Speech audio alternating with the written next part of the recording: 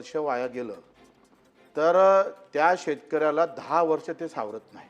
आपल्यासारखं नाही आहे. आपल्याला चारही एकूण पैसे येतात.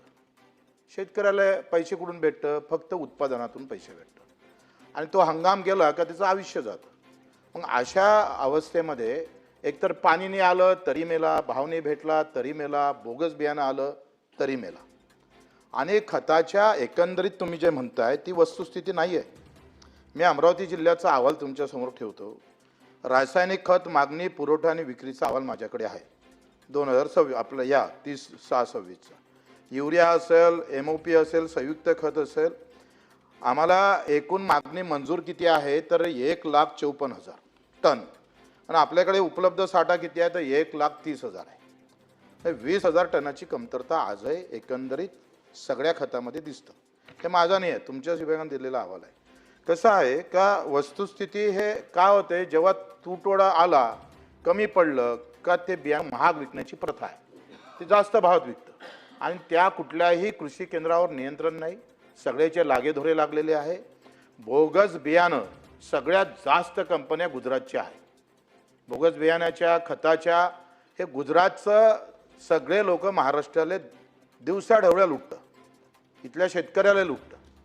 आणि हे बोगस बियाणं एवढं येतं त्याच्यावर तुम्ही खरं तर ह्या बोगस बियाणं किती आपल्याकडे येतं, किती आलं, किती कारवाई केला, हा आपण सगळा लेखाजोखा आम्ही पटलावर ठेवला पाहिजे किंवा किमान 3 वर्षाचा तरी. का किती बोगस कंपन्या आल्या, कुठल्या होत्या, काय होत्या ते ठेवा समोर, या त्याच्यावर काय कारवाई झाली. बोगस बियाणं भेटल्यानंतर त्याचा हंगाम गेला ना, हंगाम गेल्यावर पैसे किती दिले आपण, किती तक्रारी प्राप्त झाल्या. मुळात काय झालं, ग्राहक मंचाकडे आपण जातो, ग्राहक मंचाचे आपल्याकडे कुठलेही अध्यक्ष कुठेही नाही आहे. राज्याचा ग्राहक मंच अजूनही तिथं जागा रिक्त आहे, त्याला न्यायच भेटत नाही. मंत्री महोदय हे आपल्याला माहीत आहे. त्याच्यानं वेगळी व्यवस्था करावं लागेल. काय होतं का तुम्ही पंचनामे करत नाही. बरेचदा काय होतंय का बोगस बियाणं निघालं, खतं बोगस निघाले किंवा औषधीच्यामुळे काही परिणाम झाले त्या पिकावर चुकीचे. एकतर जे मात्र तुम्ही मला एक सांगा, किती तपासण्या केल्या आपण का जे खतं आपण दिले किंवा जे बियाणं दिलं किंवा जे औषध दिलं त्याच्यात ते घटक आहे का नाही. दिसतंय ते खतावर, पण प्रत्यक्षात ते मात्रा नसतंच त्याच्यात. हा मोठा कारभार सुरू आहे. तुमच्यासारखे मंत्री असताना आणि ते शिवसेनेचे तळपदार असताना तुम्ही चिरफाड करायला पाहिजे. आतापर्यंत अफजलखानासारखे फाळला पाहिजे होत्या सभापती महोदय. 4 आतडे बाहेर काढून त्याचा कोथळा बाहेर काढला पाहिजे होता. ते तुम्ही काढलं पाहिजे ह्या अपेक्षा करतोय. आता तुम्ही सांगितलं का 44% पीक कर्ज वाटप केलंय, 60% शेतकऱ्यांना कर्ज वाटप झालं नाही आणि ह्या सगळ्या राष्ट्रीयकृत बँकेचं झालेलं नाही. नॅशनलाइज बँक आम्ही पाहतोय तो काय देतोय, घरवाल्याला कर्ज जास्त देतं, ते नॅशनलाइज बँक गाडीवाल्याला कर्ज देतं.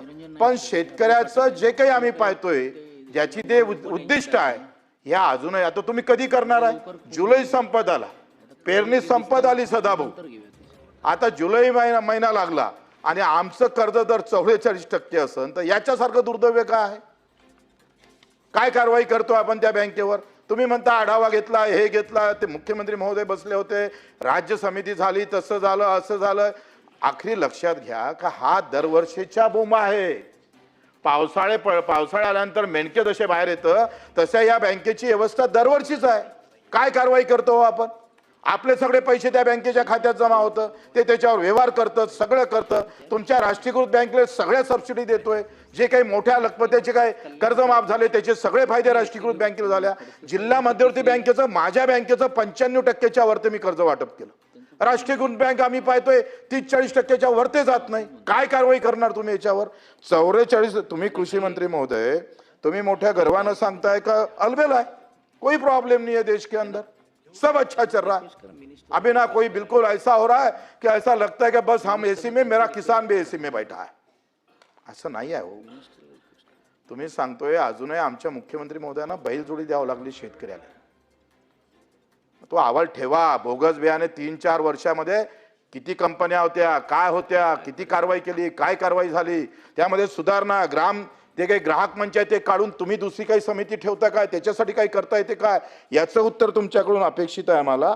आपण उत्तरातच सांगितलं 48 टन 48 लाख टनाची आपल्याला एकंदरीत आवटण मंजूर आहे आणि प्रत्यक्षात जर आपण पाहिलं तर 25 लाख टन आपल्याकडे मंजूर म्हणजे एकंदरीत उपलब्ध आहे, त्याच्यातले 17 लाख टन स्वतःच्या पुरवठा आपला झाला, बाकीचं अजूनही त्याच्यातच तुमच्या उत्तरामध्ये हे प्रॉब्लेम आहे. आम्ही आमदार असताना तुम्हाला माहित आहे आपण आढावा बैठक घेतो, अलबिल राहतं. म्हणून माझ्याकडून अपेक्षा काय आहे का तुम्ही जे काही सांगता हा लक्षवेधीचा आशयच नाही आहे. तुम्ही लक्षवेधी पूर्ण वाचा. त्या लक्षवेधीमध्ये सगळ्या गोष्टी आलेल्या आहेत. तुम्ही अल नानोचं सांगून आम्हाला गुंडाळण्याचा प्रयत्न करत असाल तर हे बरोबर नाही. कारण ह्या लक्षवेधीमध्ये तुम्ही वाचले असेल सभापती महोदय का यामध्ये सगळ्या गोष्टी घेतलेल्या आहेत. त्याच्यानं आपल्याकडून अपेक्षा आहे का एक तर भाव किती वाढले तुम्ही सांगतोय मंत्री महोदय. भाव काय होते 2015 मध्ये आपण DAPचं 50 किलोचं पोतं 500 रुपयात घ्यायचं, आता 1900 रुपये झालं. 100% वरते वाढ आहे ना साहेब. शेतीमालाचे भाव पडले, खताचे भाव वाढले. आणि मी नेहमी सांगतोय का रासायनिक खतं एका इकडे तुम्ही सांगताय सेंद्रिय शेती करा, निसर्ग शेती करा आणि रासायनिक खताला सबसिडी देतोय. मी तर पहिलेपासून म्हणतोय शेणखताला सबसिडी द्या ना. आमची गोमाता आहे वाचन, शेतकरी सुकावेल आणि विषमुक्त शेती भेटेल, आम्हाला पिकं भेटेल. या सगळ्याबाबत कृषी मंत्री म्हणून तुमच्या भूमिका काय त्या दिलासा देणाऱ्या महाराष्ट्रातला शेतकरी या लक्षवेधीकडे लक्ष वेधून आहे का बा ह्या खताबाबत तुटवडा होणार नाही, लिंकिंग होणार नाही, जास्त भावानं मला बियाणं भेटणार नाही, बोगस बियाणं आलं तर जयस्वाल जे आहे कापून टाकन त्याला. ह्या भूमिका तिथं स्पष्ट झाल्या पाहिजे.